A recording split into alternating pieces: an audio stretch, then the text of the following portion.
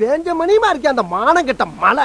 வெளியே பாத்தீங்கன்னா செம்மையா மழை பெய்யுது. இந்த மழையால வந்தாவே எல்லாத்துக்கும் ஒரு டென்ஷன் பாத்தீங்க அப்படின்னா துணி காய போடுறதா. மாடியில துணியை காய போட்டாலும் சரி, இல்ல வெளியே துணி காய போட்டாலும் சரி, மழை வந்துச்சு அப்படின்னா சோழி முடிச்சு. இதனாலே பாத்தீங்கன்னா வீட்டுக்குள்ள ஸ்பைடர்மேன் வெப் போட்ட மாதிரி கிடைக்கிற கேப் எல்லாம் பாத்தீங்கன்னா கொடியை கட்டி துணியை காய போடுவோம். அப்படி காய போடுத்தா நம்ம நடந்து போச்சுல துணி மூஞ்சில் அடிக்கும், செம்மையா டென்ஷன் ஆகும். இதுக்காண்டி பாத்தீங்கன்னா ஒரு கேஜெட் இருக்கு.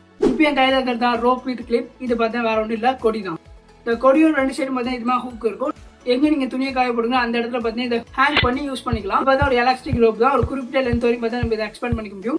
அண்ட் இதுலயும் பார்த்தீங்கன்னா கிளிப்பு பார்த்தா அட்டாச் பண்ணியிருப்பாங்க. உங்க துணியும் பார்த்தீங்கன்னா ஈஸியாக கிளிப் பண்ணி காய போட்டுக்கலாம். தேவையான நேரத்துக்கு இது மாதிரி பார்த்தீங்கன்னா ஹேங் பண்ணி யூஸ் பண்ணலாம். தேவையில்லை அப்படின்னா இது மாதிரி கழட்டி கையில் வச்சுக்கலாம். இதோட லிங்க் வேணும் அப்படின்னா டிஎம் பண்ணுங்கலாம் சொல்ல மாட்டேன். உங்க இன்ஸ்டா ஐடியிலேருந்து கமெண்ட் பண்ணுங்க, நானே பார்த்தீங்கன்னா லிங்க் டேரெக்டாக உங்கள் ஐடிக்கு சென்ட் பண்ணுறேன்.